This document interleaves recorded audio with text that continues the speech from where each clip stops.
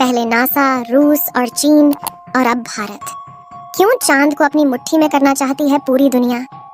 और क्या है चंद्रमा से जुड़े वो डार्क सीक्रेट्स जो स्पेस एजेंसियां हमसे छुपा रही हैं? जानेंगे धरती से चांद तक के इस रोमांचक सफर के बारे में। दोस्तों, भारत के चंद्रयान 3 ने का विक्रम लैंडर चांद की सतह पर सॉफ्ट लैंडिंग करेगा। वहीं रूस का लूना 25 भी चांद की तरफ रवाना हो गया है, जबकि साल 2024 में नासा भी अपने आर्टेमिस प्रोग्राम के तहत एक बार फिर वैज्ञानिकों को यानी एस्ट्रोनॉट्स को चांद पर भेजने वाला है। और चीन भी जल्द ही एक और मून मिशन करने वाला है। लेकिन अब सवाल आता है कि इन सभी देशों को चांद पर ऐसा क्या दिख गया जो चारों ओर चांद पर पहले पहुंचने की होड़ मची हुई है? और चांद से जुड़े ऐसे कौन से रहस्य हैं जिनसे से पर्दा उठाते ही हमारा चांद को देखने का नजरिया ही बदल जाएगा? जानेंगे पृथ्वी से चांद तक के इस रोमांचक सफर की कुछ खास बातें। तो जल्दी से अपनी कुर्सी की पेटी बांध लीजिए और पूरा वीडियो जरूर देखिए। दोस्तों, चांद हमारी पृथ्वी से 3,84,400 किलोमीटर दूर है। और अगर हम सीधा रास्ता पकड़ते हैं तो इसी के आसपास डिस्टेंस में ही हम चांद की सतह पर पहुंच जाएंगे। जबकि भारत के चंद्रयान 3 के रास्ते से हमें चांद पर पहुंचने में 42 दिन लगेंगे, क्योंकि चंद्रयान 3 ने चंद्रमा की तरफ जाने का अंडाकार रास्ता चुना है, जिसमें वो पहले पृथ्वी के चक्कर लगाकर चांद की ओर एक लंबे रूट से बढ़ेगा और फिर चांद के चक्कर लगाकर लैंडिंग करेगा। हालांकि यह रास्ता काफ़ी किफ़ायती तो है, लेकिन इसमें हमें एस्ट्रोनॉट के लिए बहुत खाना, ऑक्सीजन और पानी की ज़रूरत पड़ेगी, जिसे स्टोर करने के लिए बड़ा स्पेसक्राफ्ट चाहिए होगा। और इस रास्ते से जाने पर 30 लाख किलोमीटर की दूरी तय करके हम काफ़ी थक भी जाएंगे। इसलिए चलिए हम अमेरिका और रूस वाले सीधे रास्ते से ही चांद की तरफ चलते हैं। और इस रास्ते से हमें चांद पर पहुंचने में 4 से 5 दिन लगेंगे। जब स्पेसक्राफ्ट का लैंडर आपको चांद पर उतारेगा तो बाहर आने के लिए आपको सबसे पहले अपना स्पेस सूट पहनना होगा, क्योंकि चांद पर काफी पतला वातावरण है और इसमें ऑक्सीजन मौजूद नहीं है। इसी वजह से सांस लेने के लिए आपको स्पेस सूट के पीछे लगे ऑक्सीजन सिलेंडर का सहारा लेना होगा। स्पेस सूट पहनने के बाद जब आप चांद की सतह पर कदम रखेंगे तो खुद को काफी हल्का महसूस करेंगे। दरअसल चंद्रमा का गुरुत्वाकर्षण पृथ्वी से 6 गुना कम है, इसलिए अगर पृथ्वी पर आपका वजन 60 किलोग्राम है तो चांद पर यह सिर्फ 10 किलोग्राम हो जाएगा। इसी वजह से पहली बार चांद पर कदम रखते ही शुरुआत में आपका बैलेंस बिगड़ेगा और आप चलने के बजाय उछलते हुए नीचे भी गिर सकते हैं। इसलिए चांद की सतह पर संभल कर कदम रखना जरूरी है।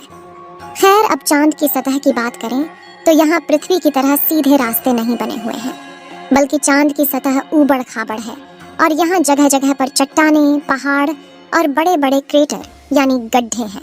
चांद पर यह गड्ढे तो 20 सालों से गिर रहे उल्का पिंडों की वजह से बने हैं और ये 100 सेंटीमीटर से लेकर 25 किलोमीटर तक बड़े हैं। वहीं चांद की मिट्टी यानी कि लूनर सॉइल बिल्कुल ज्वालामुखी से निकलने वाली राख जितनी पतली है और इसका रंग भी पृथ्वी की मिट्टी से ज्यादा डार्क, बिल्कुल सीमेंट की तरह होता है। इस मिट्टी में खुरदरापन न होने की वजह से आप जैसे ही इस पर कदम रखेंगे तो आपके पैरों के निशान बन जाएंगे, जिस वजह से चांद पर सबसे पहले कदम रखने वाले एस्ट्रोनॉट नील आर्मस्ट्रॉन्ग और बज एल्ड्रिन के पैरों के निशान आज भी मौजूद है। अब चांद की खूबसूरत जमीन देखने के बाद साथियों, आप अपनी नजरें जब ऊपर की तरफ करेंगे तो आपको हमारी पृथ्वी भी दिखाई देगी। जैसे पृथ्वी पर चांद का उदय होता है, वैसे ही चांद पर भी पृथ्वी का उदय होता है। बस फर्क इतना है कि पृथ्वी से देखने पर चांद काफी छोटा लगता है और चांद से देखने पर पृथ्वी बहुत बड़ी दिखाई देती है। और यहाँ से धरती की खूबसूरती देखकर आप खुश हो जाओगे। अब अगर आप चांद के उत्तरी ध्रुव पर लैंड करोगे तो आपको अपने आसपास भूतकाल में फैले हुए स्पेस मिशन के स्पेसक्राफ्ट और सैटेलाइट के टुकड़ों के साथ प्लास्टिक बैग में भरा हुआ कूड़ा भी दिखेगा। ये कूड़ा नासा के उन 12 एस्ट्रोनॉट्स ने फेंका है जो चांद पर जा पाए। दरअसल इन बैग्स में इनका मलमूत्र और खाने के रैपर्स और बिस्किट है। वहीं अगर आप चांद के दक्षिणी ध्रुव पर उस जगह उतरते हैं जहां 4 साल पहले चंद्रयान 2 क्रैश लैंड होकर गिरा था, तो वो आज भी आपको उतनी बुरी कंडीशन नहीं मिलेगा, क्योंकि क्रैश लैंड होने के बाद न तो वह बारिश और न ही तूफानी बवंडर से रूबरू हुआ है। इसलिए अगर आप उसे अपने स्पेसक्राफ्ट में फिट करके पृथ्वी पर वापस ले आए तो उसे ठीक करके वापस भेजा जा सकता है। दोस्तों, आप यह तो जानते ही होंगे कि स्पेस के सभी ऑब्जेक्ट्स पर अचानक उल्का पिंडों की बारिश हो जाती है। यह तो अच्छा है कि पृथ्वी की मैग्नेटिक फील्ड इन उल्का पिंडों को या तो साइड में धकेल देती है या फिर ग्रेविटी और एटमॉस्फेयर इसे धरती तक पहुंचने के पहले ही जलाकर राख कर देते हैं। लेकिन चांद की मैग्नेटिक फील्ड पृथ्वी के मुकाबले काफी कमजोर है। इसकी ग्रेविटी भी कम है और यहाँ घना वातावरण भी मौजूद नहीं है। इसी वजह से चांद पर लगातार उल्का पिंडों की बारिश होती रहती है। ऐसे में कोई भी उल्का पिंड गिरकर आपको पल भर में मौत के घाट उतार सकता है। इसलिए आपको उल्का पिंडों पर नजर लगाए बैठे कमांड सेंटर के वैज्ञानिकों से लगातार संपर्क बनाए रखना होगा। अब अगर आप सोच रहे हैं कि आप अपने किसी दोस्त या फिर लाइफ पार्टनर को चांद पर साथ लेकर जाकर गप्पे लड़ाते हुए अपने मून मिशन पर काम करें, तो आपको बता दें कि ऐसा मुमकिन नहीं है, क्योंकि चांद पर वातावरण न होने की वजह से साउंड वेव चल नहीं पाते। यानी कि अगर आप अपने साथी को कुछ बोलेंगे तो वह आपके होंठ हिलते हुए तो देखेगा, लेकिन आपकी आवाज नहीं सुन पाएगा। इतना ही नहीं, चांद पर आपको अपनी आवाज तक नहीं सुनाई देगी, मानो जैसे मोबाइल की तरह किसी ने आपको भी साइलेंट मोड पर डाल दिया है। हालांकि एस्ट्रोनॉट चांद पर एक दृश्य स्पेस सूट पहनते हैं जिसमें साउंड पुश करवाने के लिए नाइट्रोजन और ऑक्सीजन की मदद से कृत्रिम वायुमंडल बनाया जाता है। साथ ही इन्हें एक माइक्रोफोन वाली हेडफोन पहनाई जाती है, जिसके जरिए यह अपने साथी और कमांड सेंटर की आवाज सुन सके और जवाब भी दे सके। अब दोस्तों, चांद पर अपने काम को पूरा करके जब आप सोने जाएंगे तो सुबह आपको सूरज की रोशनी नींद से नहीं जगाएगी, क्योंकि चांद को अपनी धुरी पर घूमने में 28 दिन लगते हैं, जिस वजह से चंद्रमा पर एक दिन 14 दिन का होता है और 14 दिन की रात होती है।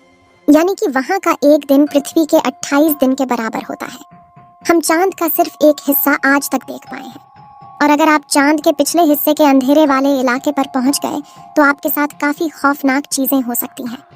बता दें कि चांद पर कई सालों से सोच कर रहे कुछ वैज्ञानिकों का यह भी कहना है कि भूतकाल में वहां कोई एलियन सभ्यता बसी थी।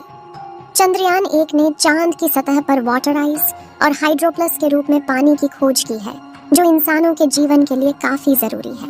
इसके अलावा अंतरिक्ष में चांद ही पृथ्वी के सबसे करीब है, इसलिए भविष्य में वहां जाकर बसना हमारे लिए काफी किफायती साबित होगा।